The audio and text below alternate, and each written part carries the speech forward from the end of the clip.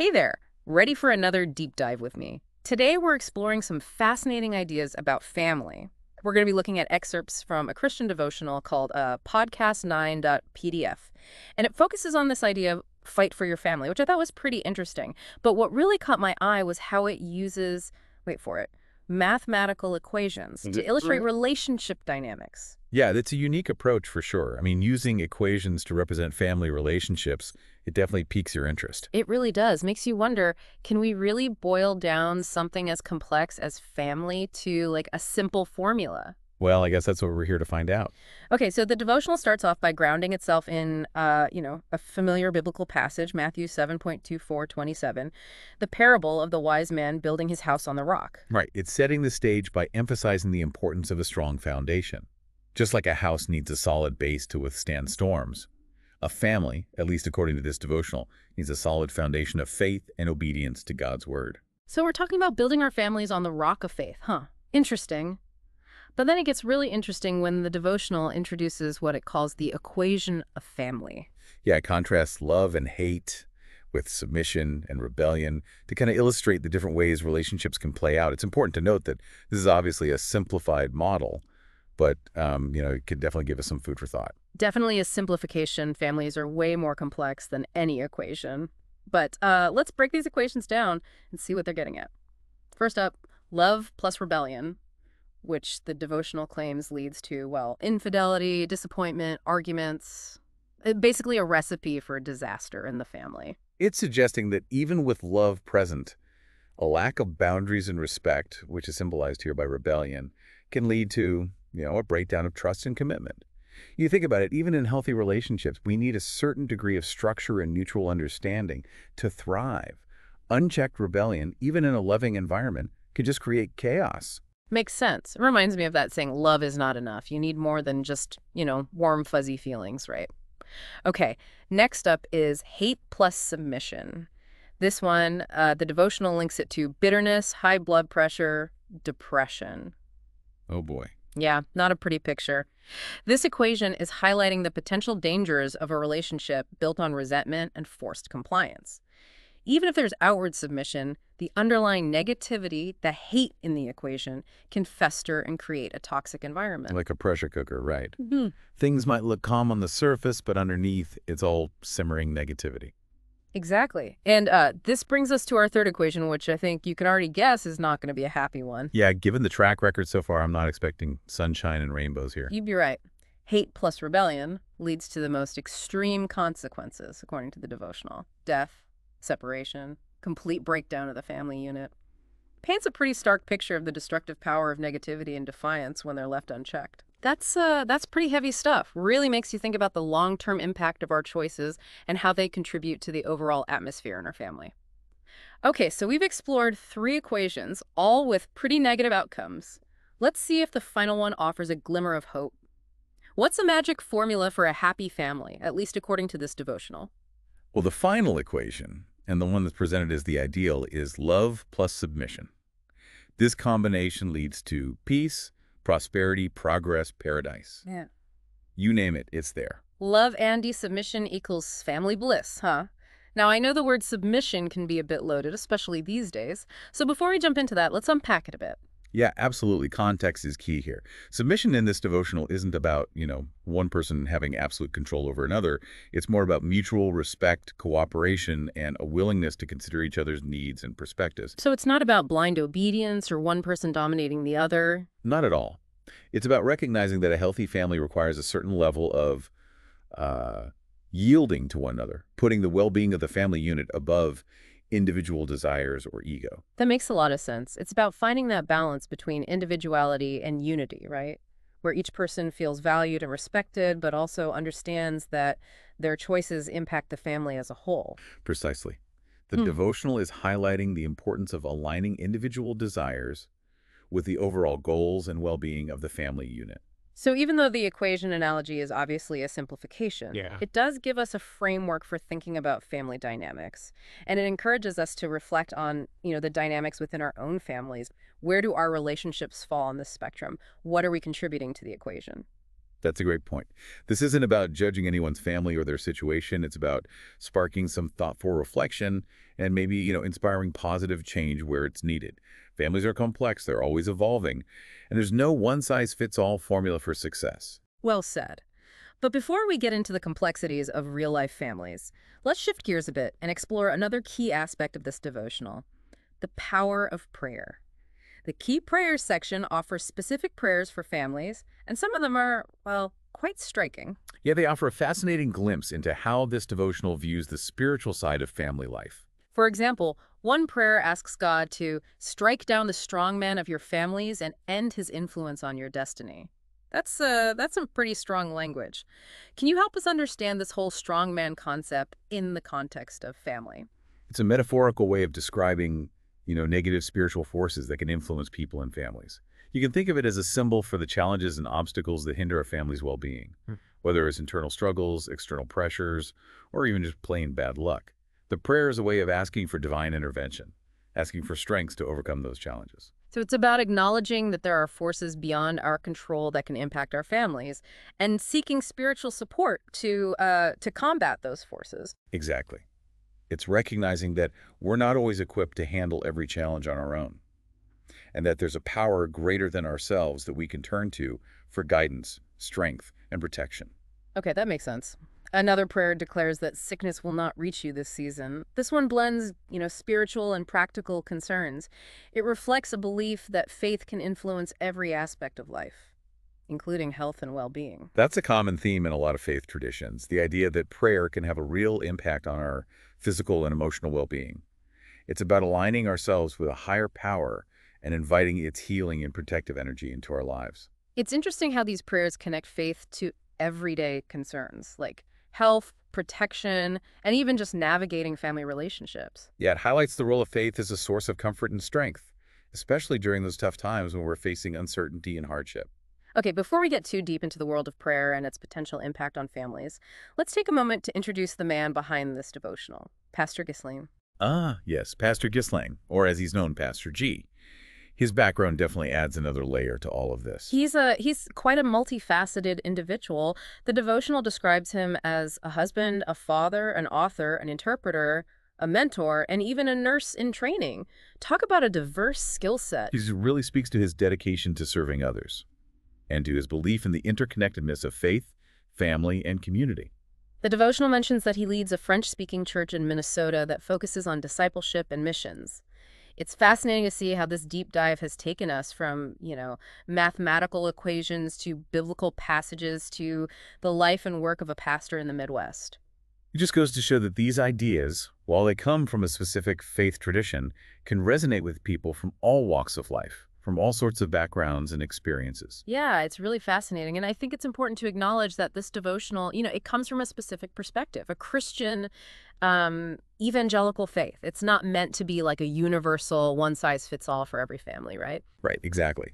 But even if you don't identify with that particular faith, I think there are still some universal takeaways here, like the emphasis on love, respect, commitment, as foundational elements for a strong family. Totally agree. And that idea of actively fighting for your family, not in a literal sense, of course, but in the sense of, prioritizing those relationships, really nurturing them, that resonates with people from all walks of life. What I find interesting is how this devotional connects faith to the really practical parts of family life. The Key Prayers section, for example, it goes beyond just general well wishes. It offers really specific petitions for, protection from sickness, from harm, from even jealousy. It's like a spiritual toolkit for families facing all these challenges. It acknowledges that even with the best intentions, things happen. Absolutely. External forces, internal struggles, they can all impact those family relationships. And the focus on prayer really highlights how faith can give you strength and guidance, especially when times are tough.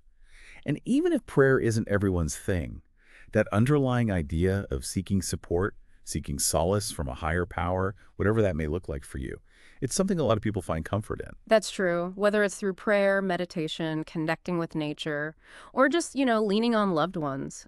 Having that source of strength outside of yourself, especially when dealing with family stuff, it can make a huge difference. It's a recognition that you're not alone in your struggles, and that there's something bigger than you, something you can tap into for guidance, comfort, resilience. Speaking of which, This whole strongman concept from the prayer we talked about earlier, it reminded me of this conversation I had with a friend who was going through a really rough time with their family. Oh, Yeah, they felt like there was this, invisible force, this strong man, just like the devotional described, creating conflict and negativity within the family, mm. affecting their relationships, their mental health, everything. Wow. It must have been hard for them to deal with that feeling of, like, powerlessness. It was. But they eventually found a way to confront that strong man, not through some kind of magical ritual or anything, but by setting boundaries, seeking professional help, and really working on their own communication and conflict resolution skills. So they fought for their family Yeah. by addressing those underlying issues and, getting the resources they needed to create a healthier environment. Exactly. And that's what I find so empowering about the message of this devotional. It's not about passive acceptance. It's about recognizing that we actually have a role to play in shaping our family's destiny, even when we're up against these seemingly impossible challenges. Now, I know some people might be a little skeptical about this whole equations for family idea. It does seem a bit oversimplified, doesn't it? Of course, I mean, real-life families are way more complex than any equation can capture, and it's important not to get too hung up on the literal meaning of those equations. They're meant to be illustrative, not like a set of rules to follow. Right, they're more like conversation starters. They make us think about those dynamics within our own families, like where are we falling into those less desirable patterns, and how can we shift towards those more positive interactions? It's the underlying message that's really important. Building a strong family takes effort. It takes open communication, a willingness to put love, respect, and forgiveness first. Those are principles that go beyond any specific belief system. It's recognizing that families are a work in progress, right? We're always learning, always growing, and so are our relationships. Exactly. There will be ups and downs, challenges and triumphs.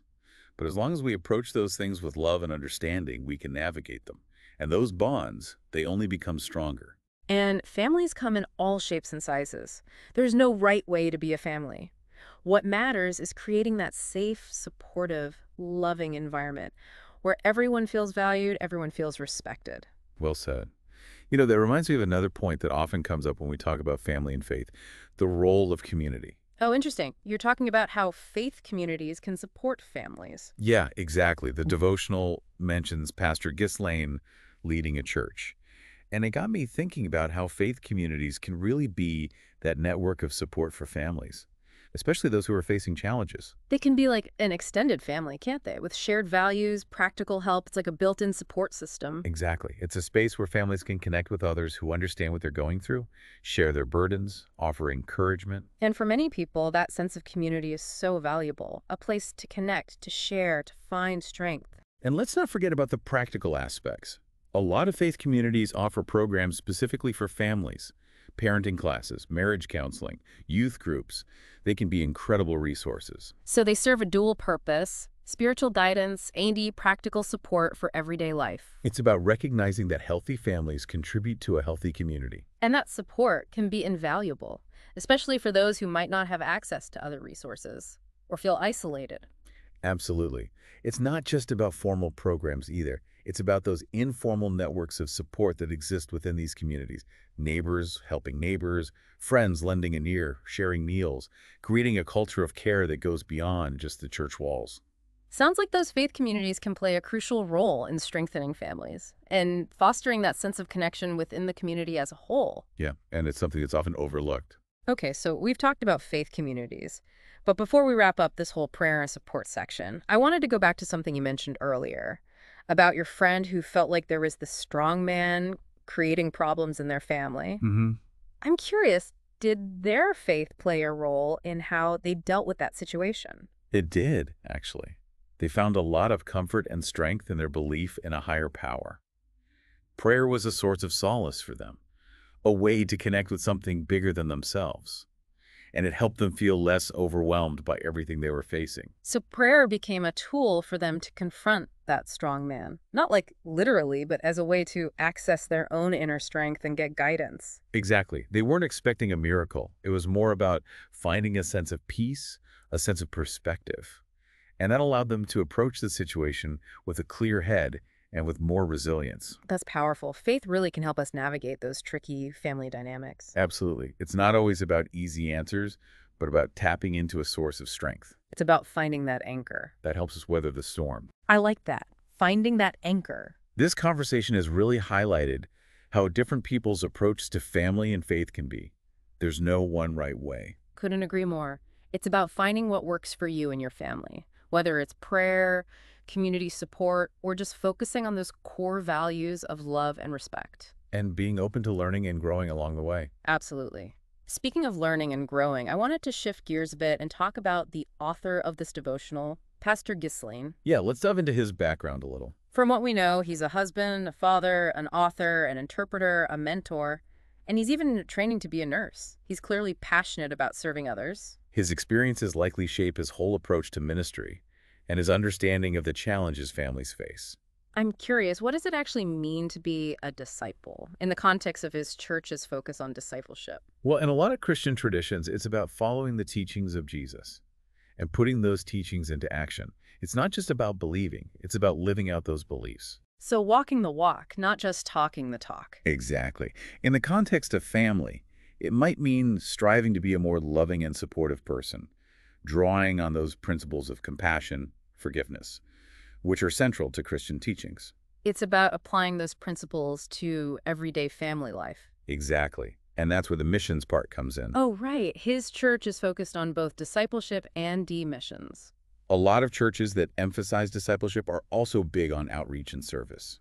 It's about taking that love and support beyond the family and extending it to the community. Living out your faith in a way that makes a real difference. Sharing those values with others. It's inspiring to see how these ideas, while rooted in a specific faith, can have such a wide impact. It really speaks to the power of faith to inspire action and create a ripple effect of kindness. Well said. Okay, we've covered a lot in this deep dive. From those unique equations to the role of faith and prayer. Even venturing into the world of faith communities. It's been quite a journey, and it just shows how even something as simple as a mathematical equation can lead to such rich discussions. It's amazing what you can uncover when you really start digging. And there's always more to learn. Absolutely.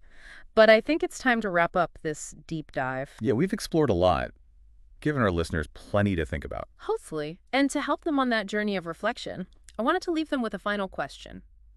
What if you were to create your own equation for a thriving family? What would you include? Ooh, that's a good one. It's like, taking those devotional ideas but making them personal. Exactly. Maybe your equation has open communication, shared values, quality time, maybe a good sense of humor. Who knows? And it's not just about the ingredients, right? It's about how they all work together. Yeah, like how does being open with each other actually lead to having those same values? Or how does spending quality time together make those bonds stronger? It really makes you think. It's like we're not just following someone else's rules. We can actually shape our own family culture, create something that, helps everyone grow and be more resilient. I like that. It's a journey, not a destination. Right. Exactly. There'll be bumps along the road for sure. But sometimes you need a little help. Maybe a therapist, a good friend, or even a faith community. It's okay to ask for help. Well, I think we've pretty much covered everything in this devotional. Those interesting equations, the power of prayer, and even those faith communities. We've been through a lot. Hopefully it's giving you a new way of looking at families. I think the biggest takeaway for me is that there's no magic formula. But if we put in the effort, communicate openly, and most importantly, love each other, we can create those strong, joyful families. Couldn't have said it better myself. Oh. So as we wrap things up, keep learning, keep growing, and keep fighting for those families you love. And remember, no matter what your equation looks like, the journey itself is just as important as the end result. Thanks for joining us for another deep dive.